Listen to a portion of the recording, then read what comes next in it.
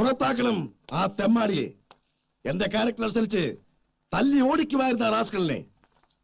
നിന്റെ ഫ്രണ്ടാണല്ലോ, അതുകൊണ്ടാണ് നിന്നോട് പറയുന്നത്. ഇനി അവനെ ഇവിടെ പൊറപ്പിക്കാനാവില്ല. മുത്തശ്ശ, അവൻ എന്റെ പാർട്ട്ണറാ. പെട്ടെന്ന് പുറത്താക്കാന്നൊക്കെ പറഞ്ഞ ഇങ്ങനത്തെ സ്വഭാവമുള്ളവരായിട്ട് എന്തിനാ മോനെ പാർട്ട്ണർഷിപ്പ്? അത് വിടണം. അവന്റെ ഇൻവെസ്റ്റ്മെന്റ് എത്രയാണെന്ന് പറയേ, ഞാൻ തരാം പണം. കൊടുത്ത് പറഞ്ഞേക്കേ. അല്ല മുത്തശ്ശ, ഇപ്പൊ അത്ര വലിയ കുഴപ്പങ്ങളൊന്നും ഉണ്ടായില്ലോ. ബാത്റൂമിൽ അവനൊന്നും അറിയാതെ കയറി പോയതല്ലേ. ലുക്ക് രവി, അന്ന് കുട്ടികൾ താമസിക്കുന്ന മുറിയിൽ രാത്രി പൂച്ചക്കുട്ടിയുമായി അവൻ കയറിയപ്പോഴേ എനിക്ക് അവന്റെ ക്യാരക്ടർ കിട്ടി. ഇന്നിപ്പോ ഇതാ ബാത്റൂമില്. നാളെ അവൻ എവിടെയൊക്കെ കയറും, എന്തൊക്കെ കാട്ടിക്കൂട്ടുമെന്ന് ആർക്കറിയാം. അതുകൊണ്ട് ഞാൻ പറയുന്നത് അനുസരിക്കേ. പ്രായമായി നിൽക്കുന്ന ഒരു പെൺകുട്ടിയല്ല, 5 പേരാ. ഇൻഡോ പാക് വാർ ടൈമിൽ ബോംബ് സ്ക്വാഡിനെ ലീഡ് ചെയ്ത് ഞാൻ പാകിസ്ഥാൻ ബോർഡർ ക്രോസ് ചെയ്ത് കയറിയിട്ടുണ്ട്. അന്നില്ലാത്ത ടെൻഷനാ ഇന്ന് ഈ വളർന്ന പെൺകുട്ടികളുമായി ഈ വീട്ടിൽ താമസിക്കുമ്പോൾ ഞാൻ അനുഭവിക്കുന്നത്. മുത്തശ്ശ, എനിക്ക് അവനോട് ഇറങ്ങി പോകാൻ പറയാൻ പറ്റില്ല. അതിലും ഭേദം നമ്മൾ ഇവിടുന്ന് ഇറങ്ങി പോകുന്നതാ.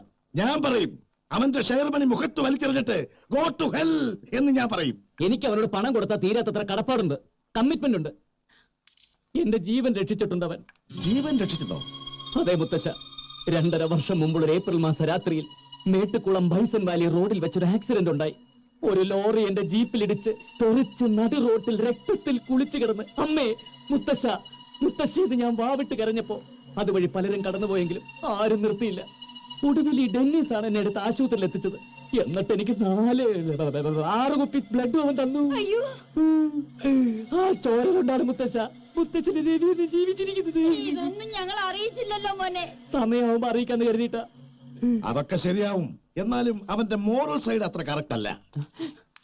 മേലിൽ അവന്റെ ഭാഗത്തുനിന്ന് ഒരു തെറ്റും വരാതെ ഞാൻ നോക്കിക്കോളാം. പക്ഷേ ഇത് അങ്ങനെ വിട്ടുകളയാവുന്ന ഇൻസിഡന്റ് ആണോ? ഇതിപ്പോ സത്യത്തിൽ എന്താ സംഭവിച്ചത് എനിക്ക് അങ്ങോട്ട് ക്ലിയർ ആയില്ല. ആമി ചേച്ചി മൂത്രമൊഴിക്കാൻ ടോയ്ലറ്റിൽ കയറിയപ്പോ ആങ്കിൾ ഒളിഞ്ഞു നോക്കി. അച്ഛി ഓടിയോടുന്നു. ആമിയോടെ ആമിയോടെ വന്നേ.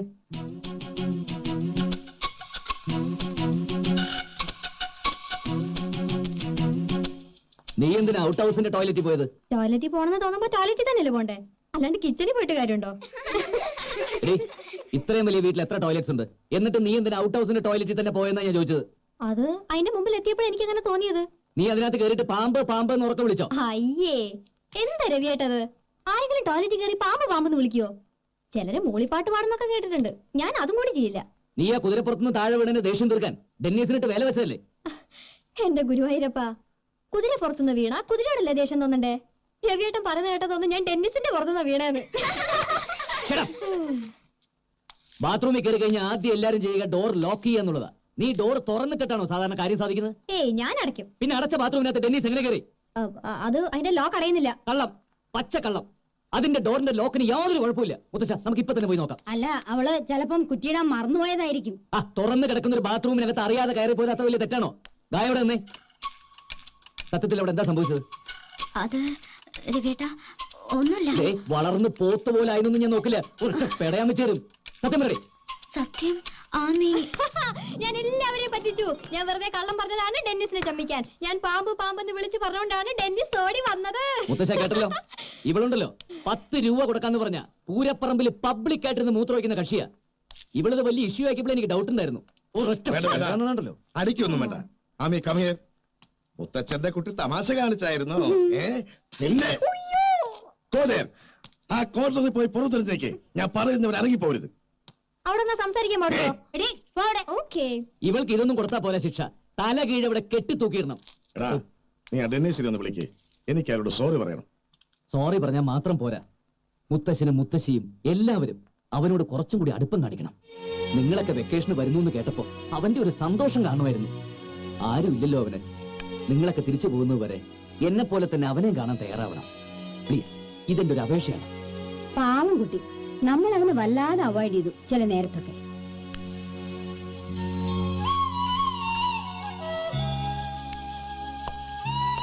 Sorry man, I feel really sorry. മോനെ, അവക്ക് ഇത്തിരി കുറുമ്പ് കൂടുതലാ. No hard feelings.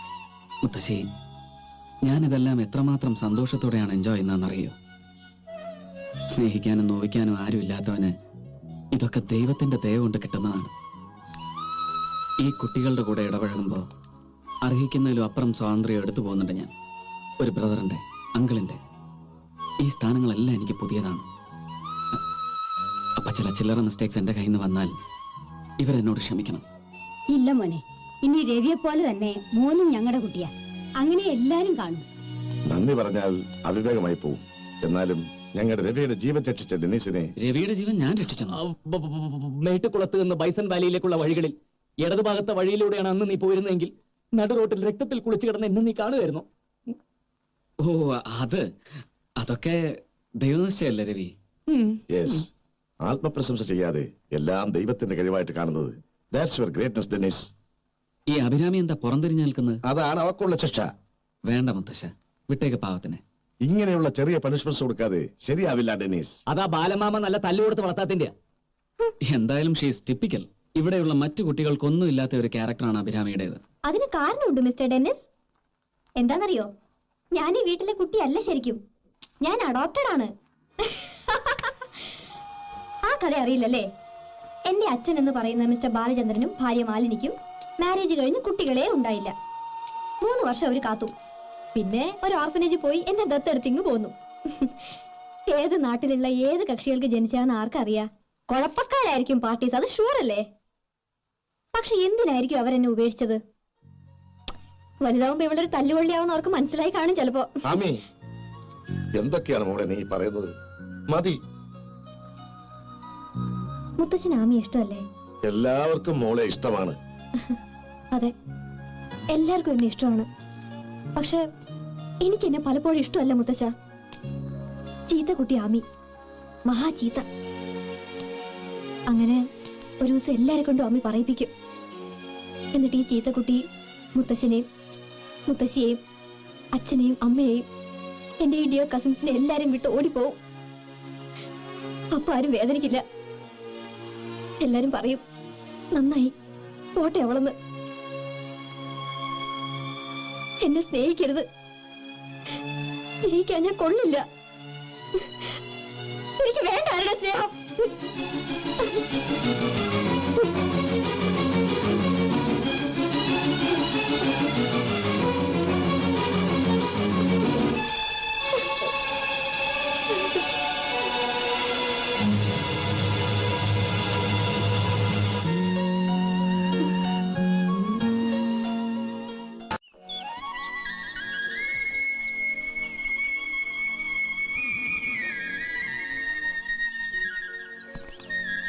എന്താ ആമിയുടെ പ്രോബ്ലം? എന്തോ ഒരു വലിയ സങ്കടം കിടപ്പുണ്ട് ആ കുട്ടിയുടെ മനസ്സിൽ. അവൾ ആദ്യം വന്നപ്പോൾ ഉണ്ടായിരുന്ന ആ ഗ്രൂമി അവസ്ഥ ഒന്ന് മാറി വന്നതായിരുന്നു. മുത്തശ്ശ, ആ, പുറത്തെ കാഴ്ചകൾ കണ്ടു കഴിഞ്ഞാൽ നമുക്ക് അകത്തേക്ക് നീങ്ങാം. കാറ്റിൽ ഷെഡാണ്. വളരെ വിശേഷപ്പെട്ട ഇനം പശുക്കളുടെ ഒരു സംഭവം തന്നെയാണ് അതിനകത്ത്. ആ, കണ്ടുകളയാം. ഓ, രവി, ആ. എനിക്കെല്ലാം ഇഷ്ടപ്പെട്ടു. പക്ഷെ ഒന്ന് മാത്രം സുഖിച്ചില്ല. ഈ ഫാമിന്റെ പേര്. ഈ ബേത്ലഹേമും നമ്മളുമായിട്ട് എന്താ ബന്ധം? മാത്രമല്ല, പേര് കേട്ടാൽ മേജർ ഷെയർ ഡെന്നീസിന്റേതാണെന്ന് തോന്നുകയും ചെയ്യും. അതെ മുത്തശ്ശ, ഈ പേര് മാറ്റാൻ പറ്റില്ല.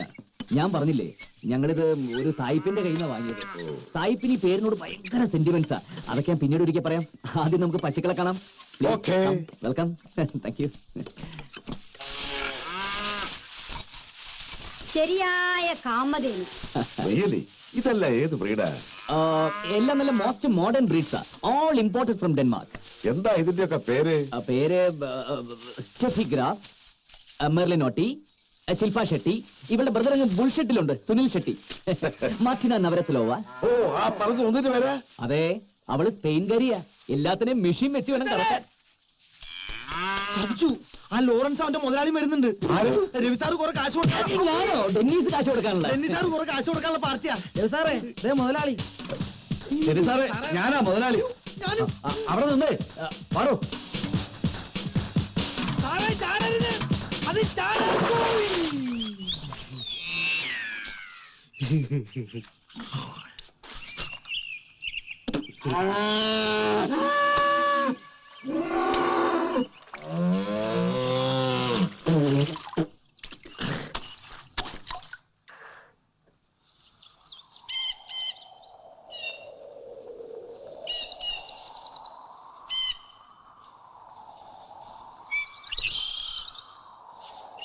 ആമി,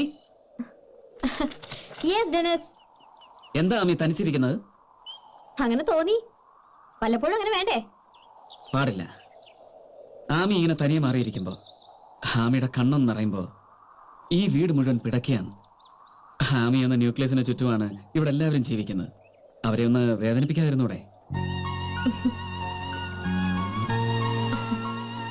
ഡെന്നിസ്, മനഃപൂർവ്വമല്ല. എനിക്ക് ചിലപ്പോഴൊന്നും കഴിയുന്നില്ല. ചിലപ്പോ എനിക്ക് ഇങ്ങനെയൊക്കെ പെരുമാറാനേ കഴിയൂ. അതും ഞാൻ പറഞ്ഞില്ലേ, ജന്മം തന്നവരുടെ ക്യാരക്ടറിന്റെ ജനറ്റിക് എഞ്ചിനീയറിംഗിന്റെ കുഴപ്പമാവും. തേങ്ങാ കൊലയാണ് ജനറ്റിക് എഞ്ചിനീയറിംഗ്. ആമി, എന്താ കുഴപ്പമെന്നറിയുക? തന്റെ കണ്ണിലൂടെ തന്നെ തന്നെ കാണുന്നതിലുള്ള കുഴപ്പമാണ്. താൻ തന്നെയാണ് എല്ലാറ്റിലും വലുതെന്നുള്ള ഒരുതരം സുപ്പീരിയോറിറ്റി കോംപ്ലക്സ്. എന്നെ കുറിച്ച് അറിയോ ആമിക്ക്? ഞാനും ഒരു അനാഥനാണ്. എ ബോൺ ഓഫ് like me? Not at all like you. ആമിക്കൊരു അച്ഛനുണ്ട്, അമ്മയുണ്ട്, മുത്തശ്ശൻ, മുത്തശ്ശി, അങ്ങനെ ഒരുപാട് പേർ. അവർ തന്നെ ദത്തെടുത്തതല്ല, സ്വന്തമാക്കിയതാണ്. എന്റെ കഥയിൽ അങ്ങനെ ആരുമില്ല. റൂക്സ് ആൻഡ് വെൽസ് എന്ന ബ്രിട്ടീഷ് ഇന്ത്യൻ കമ്പനിയാണ് എന്നെ വളർത്തി വലുതാക്കിയത്. ബോർഡിംഗ് സ്കൂളിലും പിന്നെ കോളേജിലും മുടങ്ങാതെ മാസം തോറും ആ കൽക്കട്ട ബേസ് കമ്പനിയുടെ മണി ഓർഡർ എത്തിയിരുന്നു. തിരിച്ചറിവിന്റെ പ്രായം എത്തിയപ്പോൾ ഞാൻ അന്വേഷണം തുടങ്ങി. റൂക്സ് ആൻഡ് വെൽസ് എന്ന കമ്പനിയും ഞാനുമായുള്ള ബന്ധം. തന്റെ ഭാഷയെ പറഞ്ഞാൽ എന്ത് ജനറ്റിക് ചുറ്റിക്കളിയാണ് ഇതിന്റെ പിറകിലെന്നറിയാൻ അറിഞ്ഞില്ല, ആരും പറഞ്ഞില്ല. ഒരു ദിവസം ഞാൻ ചെന്നു.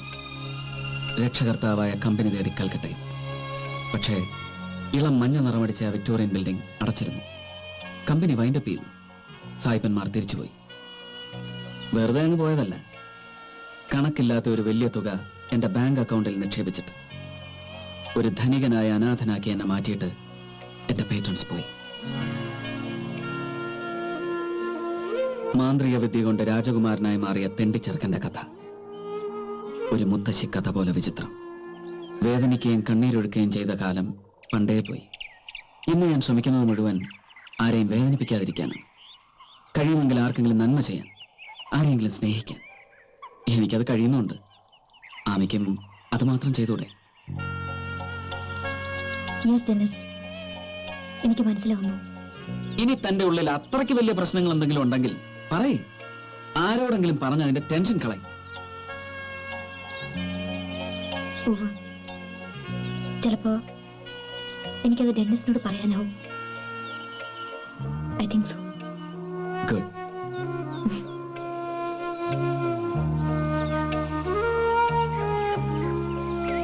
ഡെന്നിസ്, എനിക്ക് നിങ്ങളെ ഇഷ്ടമാവുന്നു. ഒരു നല്ല ഫ്രണ്ട്. നിങ്ങൾക്കതാവാൻ കഴിയും.